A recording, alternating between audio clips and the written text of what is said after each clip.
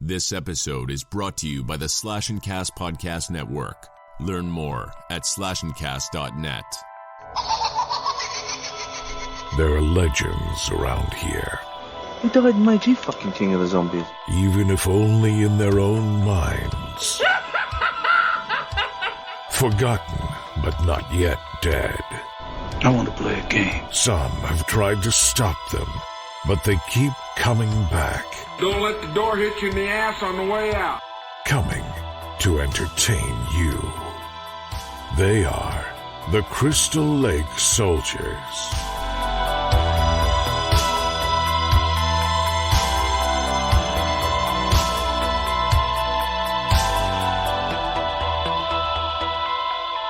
Welcome back to the Crystal Lake Soldiers podcast. My name is Isaiah, joined tonight by Mark and Sean. How are you guys doing this weekend? Feeling good, man. Doing all right. Awesome. I'm doing well as also. It's been kind of a long week. Glad to be doing this. I'm looking forward to this month. So as we posted on social media, we're actually covering comedy franchises this month. And how we love comedy franchises. So this should be fun, a nice little diversion from what we normally talk about, which obviously is horror. So I'm super looking forward to this. And we're starting off with Ghostbusters tonight, so that'll be a lot of fun. But before we get into all that, though, what have you guys been up to this week? Not too much, man. I was feeling kind of under the weather for a couple days. But I bounced back, so anyways. I watched VFW finally. Yeah. I don't know if you guys seen that. It was pretty good, man. Like, it wasn't like 5 stars or anything, but it's a fun watch, man, to see some old tough guys take out some drug punks. So, and I finished Mandalorian. It was freaking great. I won't give no spoilers, but it was just awesome, man. And I can't wait for the Boba Fett show and all that. Yep. Did you watch past the credits for that? Yeah, scene? Definitely. That was great. Yeah, I was like, hell yeah, man. A lot of people don't know that guy's backstory either. I happen to know it, but anyway, so that made it cooler. Yeah. And I watched the 92 Royal Rumble just because that's one of my favorites. I watched that this week too. That's awesome. Yeah, that's a great one, man. And I was watching the current Rumble up until recording time. So. Yeah, same. Billie Kay, I remembered her name. Finally. She was great, man. She was hilarious. Entertaining. So even though you knew she wasn't going to win, it was still funny. Right. All right. Well, what have you been up to, Mark? Man, it's been a really busy week. Yeah. Yeah, we did overtime all week, and then Friday was Jennifer's birthday, so we celebrated that. Okay. Well, happy birthday. Yesterday, we finally got to go and have her family's Christmas. So we celebrated her birthday with her family, and then we did all the Christmas stuff. And it was kind of cool because on actual Christmas Day, we, for the first time I remember in forever, we actually had a white Christmas. Yeah. And Saturday it snowed as well, so we had 2 white Christmases this year. Okay. And that's how you stick it to 2020. Right. I forgot to mention, Sean, last week we did try out Raised by Wolves. Oh, cool. I liked it. I don't think she liked it. She hasn't asked to watch it again. She liked the end part where, I don't want to ruin anything, but where Mother's going through the spaceship at the very end of the first episode. Yeah. She really liked that. I liked all of it. It was cool. Yeah, I like it a lot, man. I'm looking forward to the next season. Like the ending. Like, I think they're going towards some like Adam and Eve shit. Like, I almost wonder if it even is the future. But anyway. Right. Yeah. It's a cool concept, and I'm going to finish it. After all that, we watched this weekend. We watched that new The Little Things with Rami Malek and Denzel Washington and Jared Leto on HBO Max, and it was okay. It wasn't what I expected it to be. It was a little different, but Jared Leto was really good in the movie. Yeah. Denzel was just regular old, nothing. Like he's consistent, but he didn't like do anything that really shocked and awed me. Right. He's become kind of generic in a way, man, in my opinion. For a guy who was so good at one time. Slightly overrated, maybe. Yeah, well, yeah, I mean, he's not bad, and John Q's still one of my favorite movies ever. Yeah, definitely. That's a good one. What else? Oh, I started out. I tried after playing that Code Vein game, and I still really like it. But it made me want to try Dark Souls because I never played Dark Souls. So I bought it and tried it, and man, the reputation is real. It is a hard fucking game. Yeah. I don't think I've ever played a Dark Souls game. What was that? I don't think I've ever played a Dark Souls game. It's like this. It's got like a risk versus reward type thing where, as you fight through, you're gaining experience, but if you die, you lose it all. Okay. And then you can go and pick it up, like it drops, and you can go pick it up. But if you die again before you pick it up, it's gone forever. Oh, okay. And the boss battles are really cool. They're really hard, but once you get over that hump of constantly failing and you finally succeed, you really feel accomplished. And it's been taking up a little bit of my time. I've also started playing D&D again, so that's been taking up most of my time working on that. And we haven't played in almost 2 months, and it's just so good. We didn't get to play this weekend. We ended up doing a board game night, and that was fun too. Nice. But one more thing, since Sean brought up the Mandalorian, off of the fan theories episode, I have recently come up with a new fan theory that I think you guys are going to love. Okay. So the child in Mandalorian is often referred to as Baby Yoda in the community, which is incorrect. Yes, I know. But the child, aka Baby Yoda, has spawned more merchandise than almost any other fictional character probably in the last like 5 years. Yep. And it's like sweeping the nation. Baby Yoda here, Baby Yoda there, all of this stuff. So I firmly believe that the child is in fact not Baby Yoda, but he is Baby Yogurt.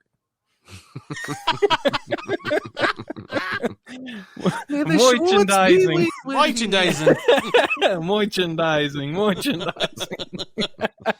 That's great.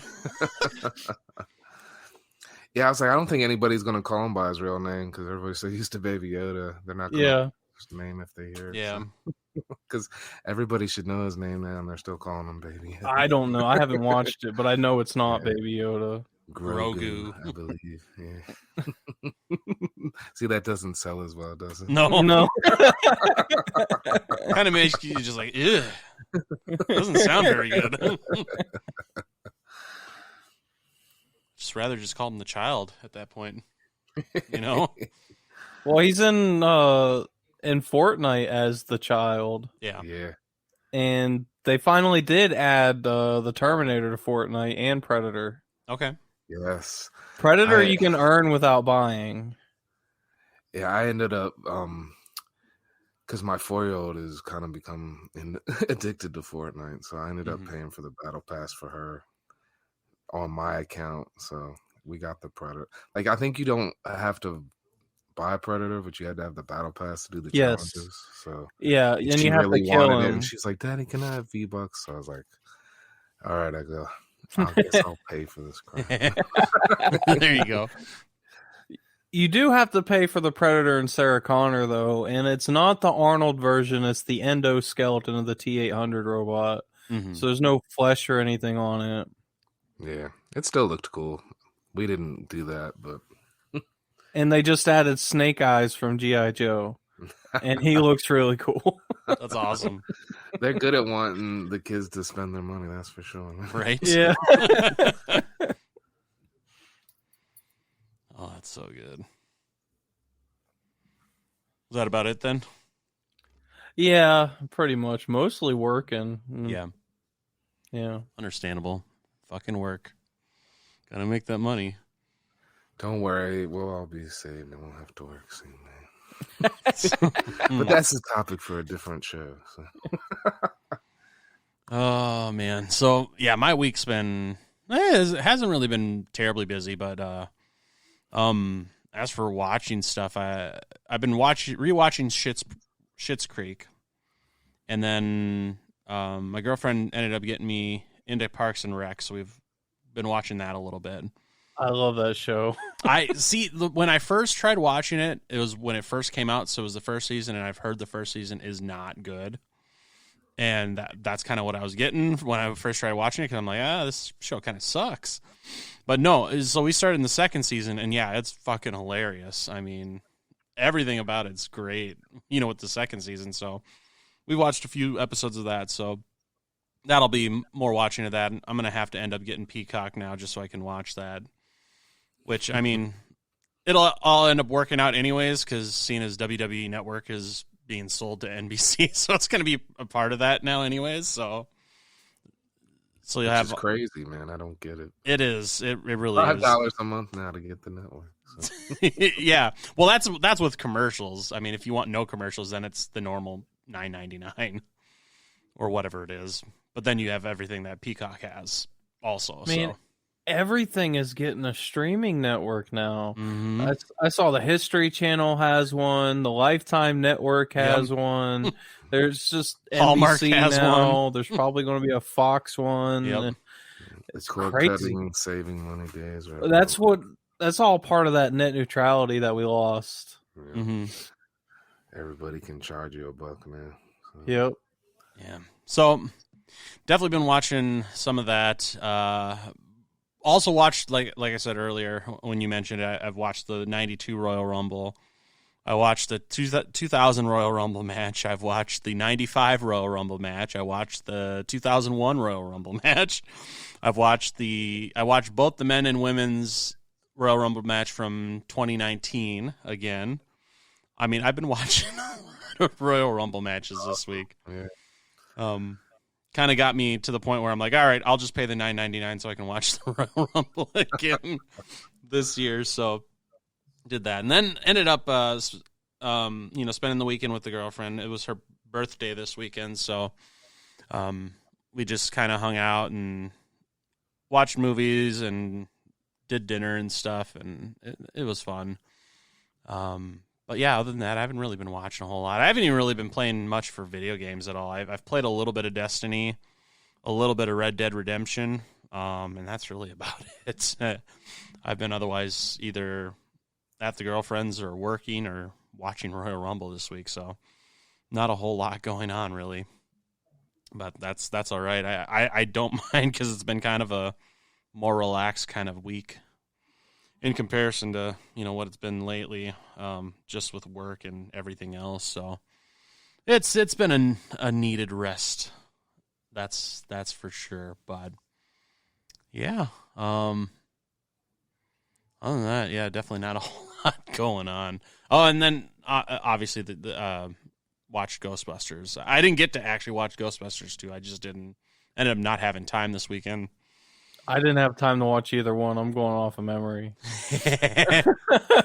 But I mean, I've seen them so many times. Never watching a movie again. Dude, the only reason I watched the movie I did was because it was my girlfriend's birthday and she wanted to watch a movie. So that's what we did. Nice. Did you guys see that Uber Eats ad with Wayne's World that came out? And No. They're gonna do like a whole big ad for the Super Bowl. Oh, no, I haven't. It's freaking awesome. They go, man, 2020 year was such a great year. Not. It's like a minute and a half long. You gotta check it out. It's pretty funny. Okay. Oh, I gotta find that now, because I fucking love Wayne's World, so that's definitely a must find. You said it was for Uber Eats? Yeah. All right, I'm gonna write that down so I can make sure I look that up later. That's awesome. That was supposed to be. They did that for the Super Bowl. Yeah, they announced that they're going to do an ad campaign for this. So there's going to be a bigger, I guess, a longer ad, because I think some ads in there in the Super Bowl are pretty long. Yeah. So I don't know. Yeah. They were kind of convoluted about it. Something about the Super Bowl. Right. Well, they did that whole thing with the Crocodile Dundee thing, a few years ago, where everybody thought there was going to be a new movie, and it ended up just being just a travel Australia thing or whatever that they made a whole fucking trailer for. Yeah, it's I don't think they're going to do another movie. You know, Mike Myers No. looks like the years have gotten to him. Yeah. He's looking more like Shrek every day. Oh man, that's good. Yeah, he definitely does not look very young anymore. But yeah, so I'm sure it's probably going to be something like that where they're making some kind of fake trailer or something like that to go for Uber Eats or whatever. It'll end up being like a minute and a half or a few minutes long or something like that. That would be my guess, at least. That's just an educated guess, just based off of what they've done in the past for stuff like that. So who knows? Because didn't they do one for Die Hard last year or something like that? Or was that for something else? It was because the Die Hard battery or something like that. They did like a whole Die Hard thing. Super Bowl, man. I forget, man. I mean, I watched the Super Bowl. I can't remember the last time I watched one. Always pay attention to the ads. I'm weird with commercials. Sometimes I see them like 10 times before I actually see it, man, because I kind of just block commercials out. Right. Oh, I hear that. But anyways, I digress. So, yeah, so I haven't really been up to a whole lot this week, but that's all right. So before we get into talking about the Ghostbusters franchise to kick off our month of talking about our love for comedies, just a couple bits of news just to kind of go over here really quick. First off, just to kind of kick things off, we know that Zack Snyder's Justice League has been talked about for a long time. It's in post-production, getting ready to release on HBO Max. They finally did come out with a release date for this 4+ hour cut of Justice League, and that's coming out Thursday, March 18th. 2021. So that's coming up here in just a little under two months. So about a month and a half away, really. I'm super pumped. I can't wait for that to come out because it's got to be better than the shit that Joss Whedon put together for his cut, because that was fucking terrible. Not if it's 4 HBO. hours. Yeah, I was gonna say HBO. I'm glad it's on HBO Max so I can watch it in stages. Well, it's going to be 4 hours. Are you kidding me? Warner Brothers, what the fuck are you doing? You murdered Wonder Woman with your long ass movie. Oh man, no, it's supposed to be like cut up into like 4 different parts though, so that you can watch it in parts like that. So, but overall, the whole thing is over 4 hours long. And it's supposed to be obviously the vision that Zack Snyder had for it originally. I don't know if it was originally supposed to be 4 hours long, but just with how he's doing it, it's how he originally wanted to do it. So, but yeah, it's supposed to be broken up so you can watch it in chunks as needed, or if you want to put in the full 4+ hours, you can. So, which is probably what I'll end up doing, because I fucking love Batman and Superman, so I'm all for it. But we'll see what ends up happening with that. I'm just more interested in just to see how different it is in comparison to Joss Whedon's cut. I mean, I'm not completely against 4 hours. If it's entertaining and keeps the pace, I mean, it can't. Sometimes that can work, man. It just seems like an awful long movie. Yeah. But I mean, I'm interested to see what he does. I'm not like against that. Right. Just seems long as shit, though. So it does seem long. It really does. But it'll be interesting because I don't think I've been able to do a movie longer than 3.5 hours, and that's pushing it, like The Irishman. So it'll be interesting, especially with it being an action movie. I mean, there's a little bit more than just constant drama with like The Irishman, so it might keep my attention a little bit better than that did. What about the extended versions of the Lord of the Rings movies? I've watched them all once. Yeah, I watched those. I will say I watched those, man. But I mean, I was into it, and I mean, they were long though. It was a long watch, and I've only done it one time. So, right. It makes you not want to watch the movie as much. Right. Yeah, I only did the extended versions once, and that was 15 years ago. So, and we did it like all in like a day. It was ridiculous. So, yeah, it's one of those things. I don't know. It'll be interesting to see how it turns out, and with it being an action movie, it has a little bit better chance, at least for me, of keeping my attention versus a drama movie like The Irishman, because that was a little tough to get through in one sitting. And I had to do it 2 because I couldn't do it in 1. So I say if you're gonna do 4 hours, you might as well crank out 6 and just make it an episodic freaking TV show. right. That's just my opinion. True. So that is coming out March 18th. On top of that, I know we've talked about this just in our kind of chat about the new lawsuit from Sean Cunningham as he's going after Warner Brothers and Paramount now for lost profits. And it seems to be that this might have more to do with the reboot, possibly. So Larry Zerner actually had an update and said it only pertains to the reboot. So Sean's just trying to get money, it seems like, from wherever he can. I just can't stand it. Yeah, I was about to just do a big fart noise because I don't care what it's about. Sean's just being an ass. Mhm. Yeah, it's one thing when he's in a lawsuit with a writer, but now he's going up against Paramount and Warner Brothers, where his entire estate is like a drop in the bucket for them. Right. I mean, he's a fucking retard. So, oh my god. The one thing I will say, and this is not defending him in whatsoever, because I still think he's a piece of shit. But if it was something where like he wasn't getting the royalties that he was supposed to for the movie, and he's actually due money, I can understand that. But at this point, it just seems like he's just fucking petty and just trying to get whatever kind of money he can. But I mean, ultimately, if he is due the money from both companies and they kind of screwed him out of some money, I can see where it's a valid claim, but he just seems too petty these days. I'm just so sick and tired of hearing about him and hearing his name and just all the shit that he's caused with the whole lawsuit with Victor Miller and now this. It just seems like he just can't let shit go, and it's getting ridiculous at this point. I would go after my money too. Shit, right? And I'm not gonna lie, and people, they're gonna think about you what they do, but and he don't care what we think, but right. I don't like him. So. But wasn't the remake a New Line film movie? New Line is owned by Warner Brothers. Oh, yeah. I guess I didn't think of that. Yep. Okay, but then why's Paramount got anything to do with it? Because it was a joint thing. Because Paramount still owned like the name for Friday the 13th, which is why like Jason Goes to Hell didn't have the Friday the 13th name or Jason X. So it was kind of a joint thing so they could have the Friday the 13th name with the new Jason movie. So both companies kind of worked together. It was a whole deal that Paramount and Warner Brothers did where they had so long where they could make Friday the 13th movies if they wanted to, basically.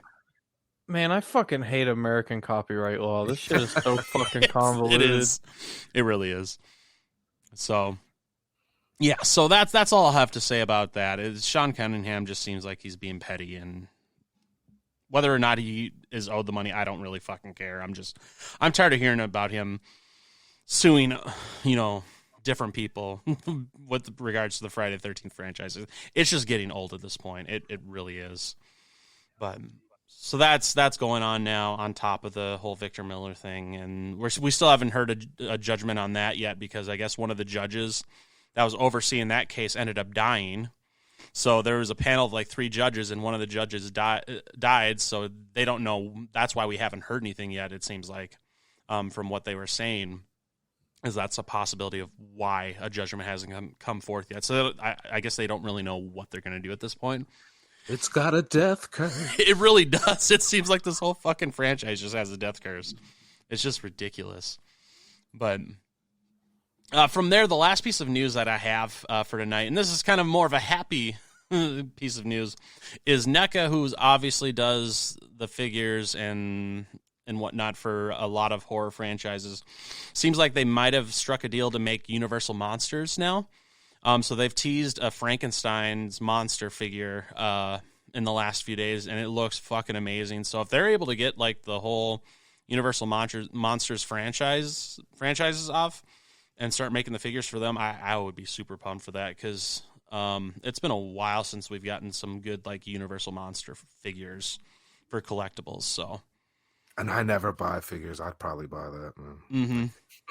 Yeah, I mean, it looks fucking great. So that's awesome. That is good news. Yeah. So that no real information on when the figure's supposed to be coming, but I'm sure it's going to be maybe in the next 6 months or so. I would guess. NECA hasn't mentioned when it's supposed to be released. So, but they have the full figure. It's going to be in black and white, which I think is cool. And just to kind of match, obviously, the movies being in black and white. And so it'll be interesting because I would love to get the whole lineup, Frankenstein monster, Invisible Man, Dracula, the Mummy, obviously the, the Wolfman, and so on and so forth, Creature from the Black Lagoon. I mean, it would be so great to get some of these figures going. And I'm super pumped for that. But that's kind of all I got for news for tonight. Are we ready to talk some Ghostbusters? I ain't afraid no ghosts. All right, let's talk about Ghostbusters. Ghostbusters was released on June 8th, 1984. Directed by Ivan Reitman. The cast, obviously, Bill Murray, Dan Aykroyd, Ernie Hudson, Harold Ramis, Annie Potts, Sigourney Weaver, and Rick Moranis. The first movie was made on a budget of about $30 million, which is actually quite a bit of money. And obviously, I mean, it's a fantastic fucking movie. Off that $30 million, they were able to gross about $243 million worldwide in its initial run. So, just for some trivia regarding the movie, almost none of the scenes were filmed as scripted. Most scenes had at least some of the dialogue ad-libbed, and most of Bill Murray's lines were ad-libbed. And to kind of go off of that, when Venkman mentions the time that Spangler tried to drill a hole in his head, Spangler's response was, "That would have worked if you hadn't stopped me." That was actually ad-libbed by Harold Ramis. So that's a great line in the movie. And the fact that he just ad-libbed that whole thing is great. And then also in the middle of the film's initial release, to keep interest going, Ivan Reitman ran a trailer that was basically a commercial for the Ghostbusters. And they had like a 1-800 number that people could call, and they would get a recorded message from Bill Murray and Dan Aykroyd saying something to the effect of, "Hi, we're out catching ghosts right now." They got, and off of that, they got like about 1,000 calls per hour, 24 hours a day for about 6 weeks. So wow. It was pretty popular, to say the least. And then the final piece of trivia I had for the first movie, is that Harold Ramis only intended to write the film. He decided to play Spangler after he felt that he was the best person suited to play the role. So he wasn't supposed to be in the film originally. So I thought that was kind of interesting too. Yeah, I'm glad it worked out that way, man, because he's great as he goes. Yeah. And the fact that they're kind of focusing on, his grandkids in the newest movie due to come out, it just shows the kind of character and how important his character was, to it and everything. So, but yeah, I fucking love this movie. I've loved this movie since I was a kid. I'll be honest, the library ghost scared the shit out of me as a kid. Yeah, this is like a horror movie, kind of, to me when I was a kid. Even though it was funny as hell, it was just fun and spooky and everything. Mm-hmm. I mean, so that was great. That whole sequence with the library was done incredibly well, and the special effects in this movie are so well done. Just with how they portrayed the ghosts and how, even go back to the library scene where like the index cards are flying out of the things and everything. Just how well done everything with that was. Yeah, I love the opening scene. It's great, man. I love the part where Ray was like, "What happened?" And he's like, "He slimed me." That's great. Oh, that's the hotel scene, right? Yeah. I love Dan Aykroyd's childlike excitement throughout the whole movie. Man. That's all real too, because he is legitimately for real into all of this. He is a paranormal nerd. Yeah. Yep. Yeah, for sure. I love that Rick Moranis' character was originally cast for John Candy. Yeah. Oh, wow. And John Candy kept trying to rewrite the character because he didn't want to be the nerdy guy. He wanted to be like some tough guy with like mastiff dogs following him around and stuff. And Dan Aykroyd just said, "No, you're not doing this. You're fired." I love John Candy, but I'm so glad that Rick Moranis got it because it was such a good role for him. He was so perfect. For sure. He's even better in part 2, man. We'll Yes. Okay, who brought the dog?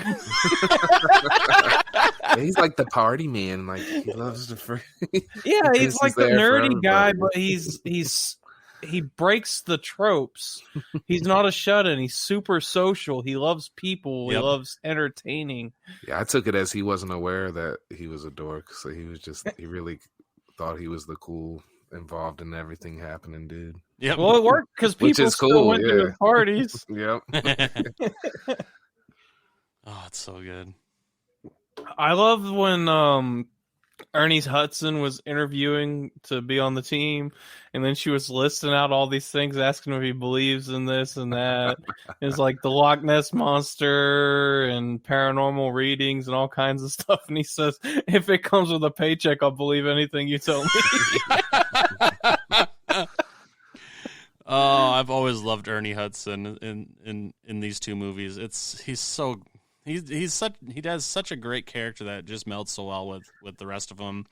Just kind of this He newbie. seems like the only normal guy in the bunch, honestly. Yes. He's kind of the straight man, and I love it. It works so well with the other three, and just how out there they kind of are.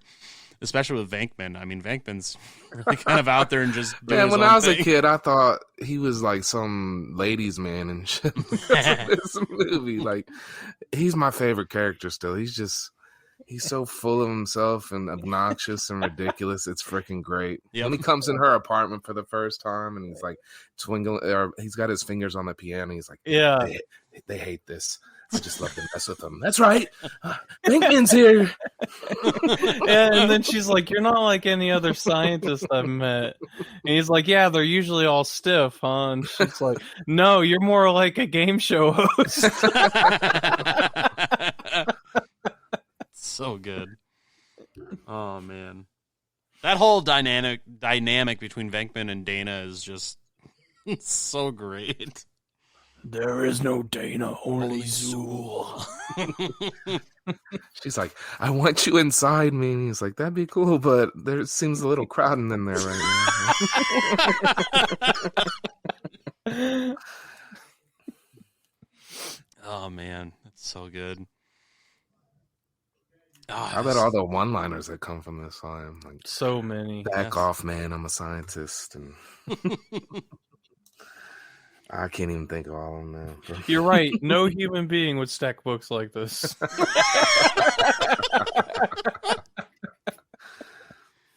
Oh man.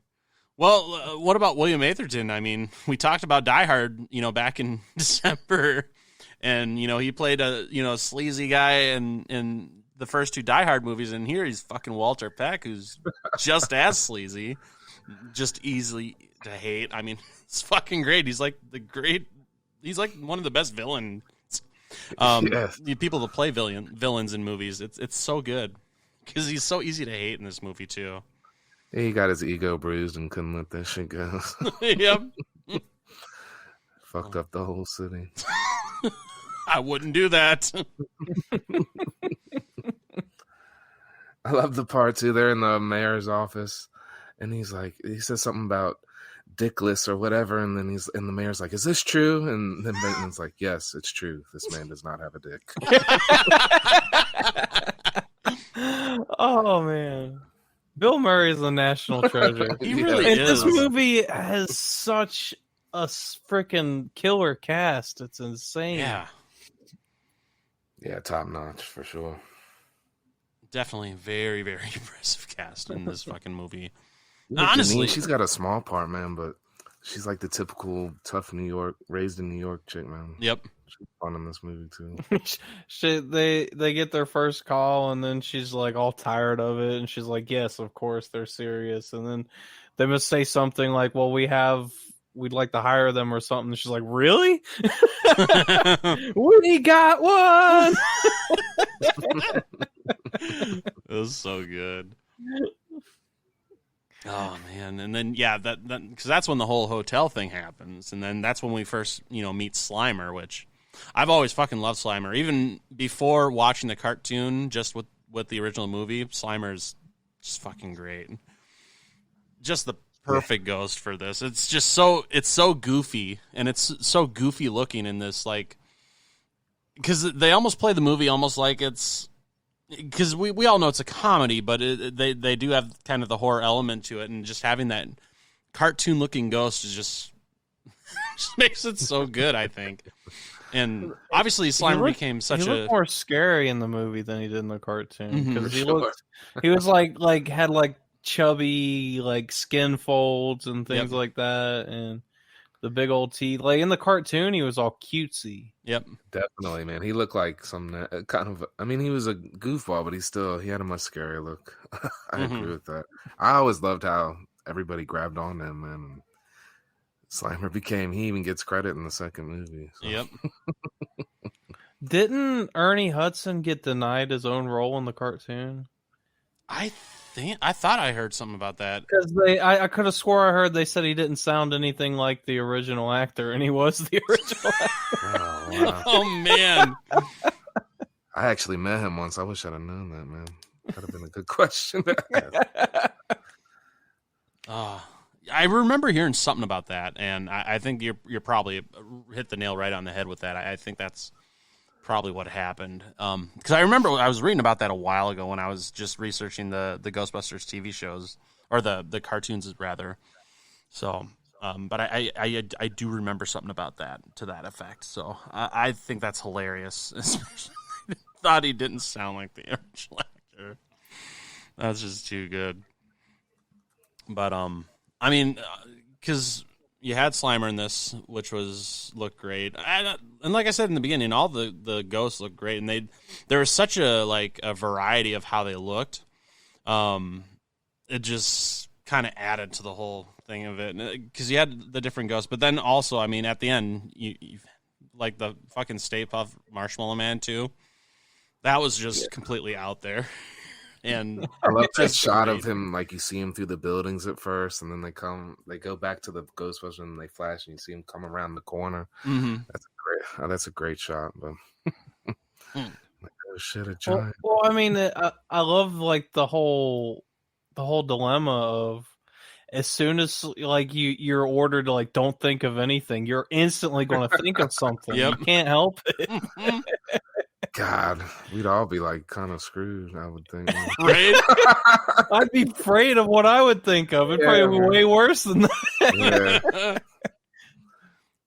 Yeah. My favorite part, or I guess it's just the line, but when they're confronting Dana, aka Zool, on top of the skyscraper, and she asks them, "Are you a god?" And they say no, and she blasts them away. And then he says, "When somebody asks you if you're a god, you say yes." Oh man, poor Louis Tully in this, though. I mean, just going back to Rick Moranis' character, just trying to be friendly with Dana, and then he ends up, having that demonic dog chasing him. Ends up turning in such a great chase scene. Yes, it's so good. Outside of the restaurant, and the people at the restaurant just stare at him. Yeah, they all stare for a second, and then they're like, "Oh, New York," and then go back to their food. Oh man. Excuse me. Are you the keymaster? Are you the gatekeeper? Oh, it's so good. Right. He's a great little dork in that movie. Yes, he was. Oh man. Yeah. Also, it was kind of cool how they did the cross the streams thing at the end. Mm-hmm. Even though they weren't supposed to, it was like their last and only chance and only hope to maybe get through the situation. I thought that was kind of cool. Yeah. When I was researching fan theories, I saw one that said when they crossed the streams, they all died. Yeah, I was getting ready to bring it up. The second one was Purgatory. Yeah, the second movie was them in Purgatory. Such a cool theory. That's why I didn't bring it up then. Oh, it's corny as hell. God, that's great. It did blow up, man. Maybe it's true. But yeah, I mean, overall, this is like a great fucking comedy movie. It's so good, and it's got the horror element, so it definitely fits into the horror category. You know, in my opinion, too. It's such a classic. I mean, it's one I can watch hundreds of times and never get sick of it. I've fucking loved this movie since I was a kid, and yeah, it's one I watch at least a few times a year. So it's such a great classic, and honestly, you know, kind of moving on from there, the second one, I used to not like the second one as much, but it's definitely grown on me over the years. And I don't know, because I don't know why I didn't like it, because I know a lot of people will shit on the second one a lot, but it's nowhere near as bad as the 2016 defending it, because I've always freaking liked it. I never thought it was as good as the first one, but I always thought it was still just Ghostbusters, so it was freaking hilarious to me. I even own the freaking soundtrack to the freaking movie. Oh yeah, I've got the soundtrack too. That painting spirit scared the living crap out of me. Yep. I thought he looked like the damn Wishmaster. Looked like a fucked up Christopher Lambert or something. Yes, I used to think it was Christopher Lambert when I was a kid. That's great. Before we get to the Highlander, Mom, right? The Highlander's a bad guy now. I don't like this. So yeah, let's talk about Ghostbusters 2 now. So this was released actually June 16th, 1989.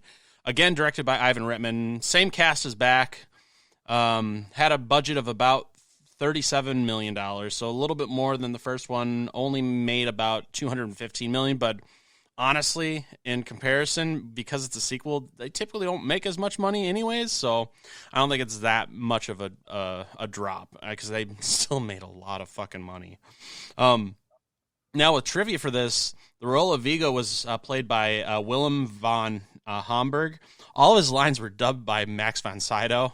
When Willem went to the premiere, found that out, he left in anger during the premiere, which I would too. I mean, it's not funny because it was me. I'd have been mad too. I'd be fucking pissed, especially. I mean, you think they would have told him that? Yeah, right? They should have been like, man, you could have at least told me so I didn't feel like an asshole. I brought my family in. Yeah, I brought my family, and people I know in the industry. Yep. And you made me look like a fucking dick. Yep. That's crazy. God, it's funny, but it's sad. It's really sad that he didn't even know. That's Hollywood, I guess. Right. So the kid that tells Ray, according to his dad, the Ghostbusters are full of crap, was played by Jason Reitman, who is the son of Ivan Reitman, who is also the director of the newest Ghostbusters movie due to come out this year. So that was really cool. And then Reitman's daughter, Catherine Reitman, plays the girl with the puppy in Egon's lap. So both of his kids got to be in the second movie, which I thought was kind of cool. The New York police officer that receives the report the Titanic's arrival says the call is coming from Pier 34. In real life, that's the ship's original destination. So I thought that was a nice, call out to the Titanic. And then also, after the release of this film, Louis Tully was added to the Real Ghostbusters cartoon series.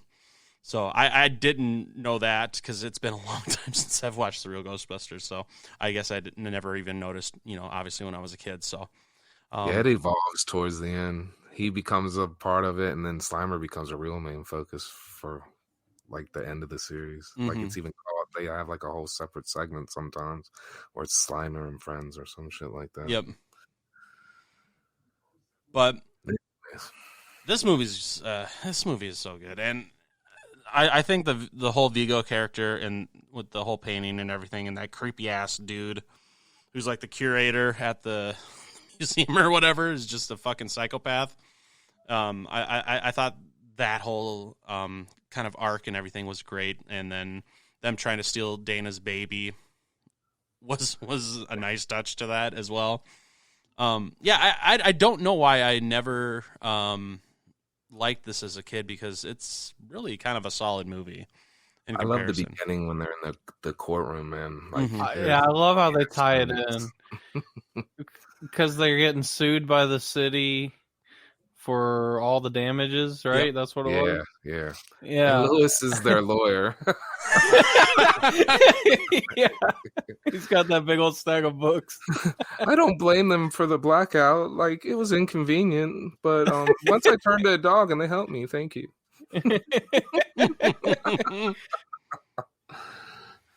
Oh, it's so good. And Peter's on the stand, and basically he's not the lawyer wasn't leading the witness. The witness was leading the lawyer. But Yep. Oh, God, it's so good. Oh man. Yeah, it's because it's been a while since I've watched the second one.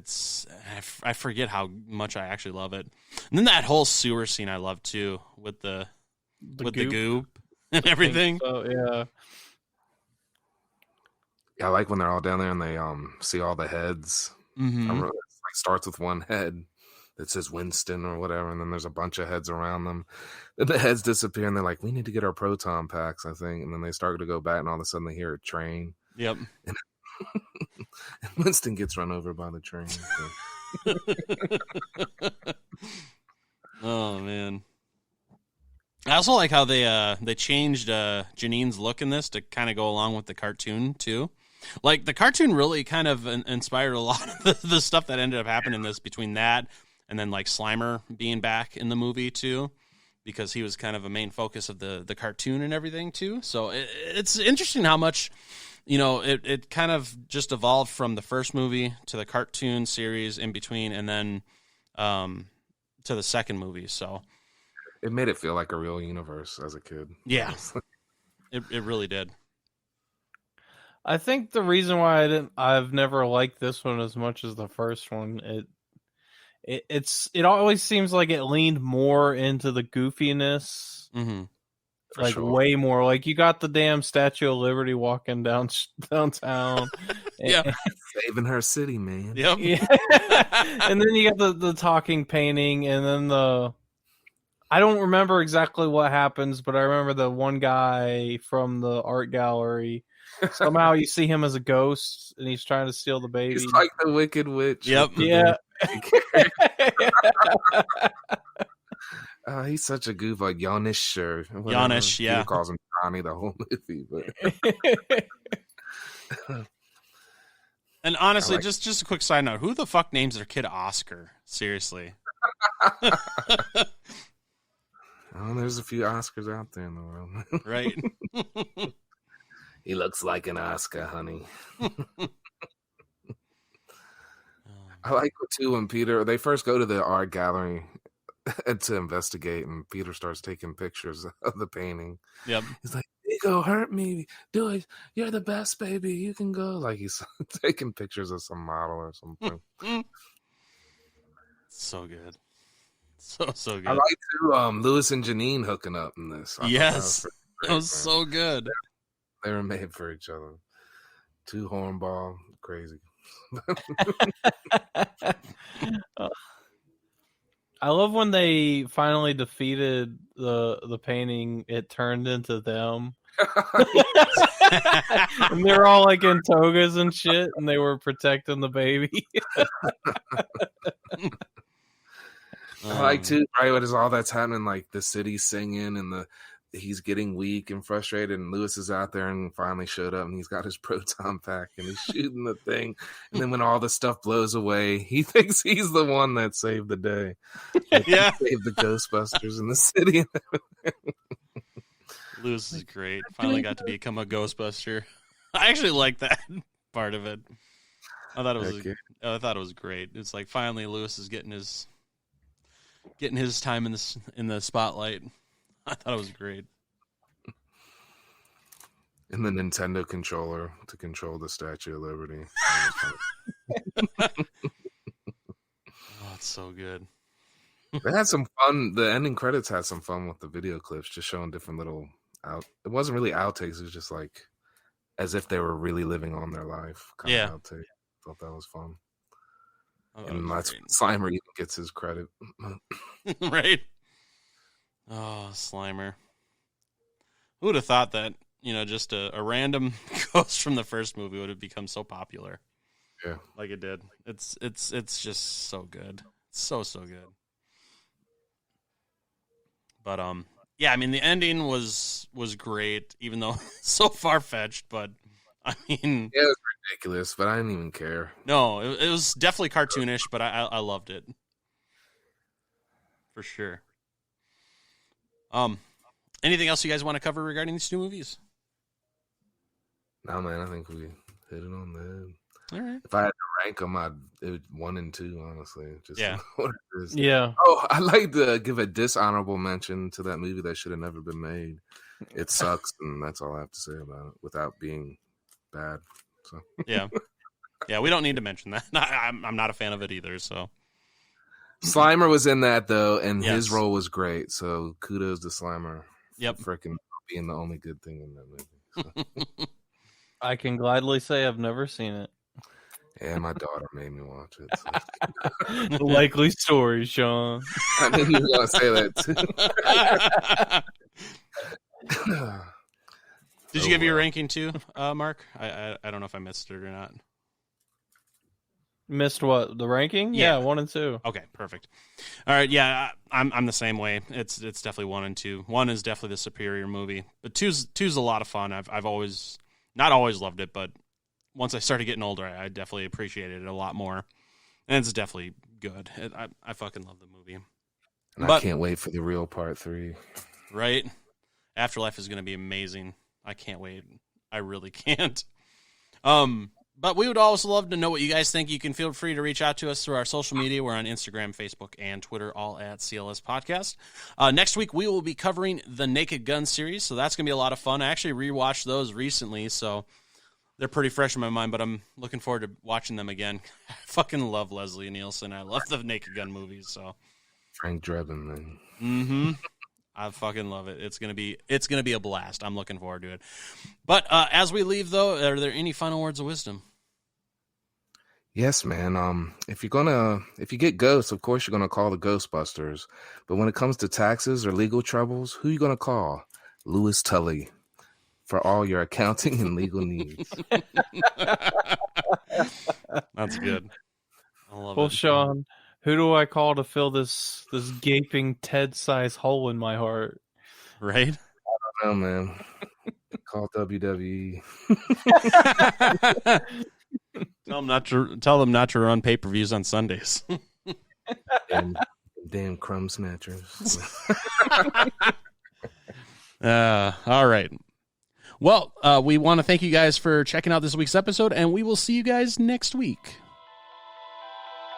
This episode of the Crystal Lake Soldiers podcast is brought to you by the Slash and Cast Podcast Network.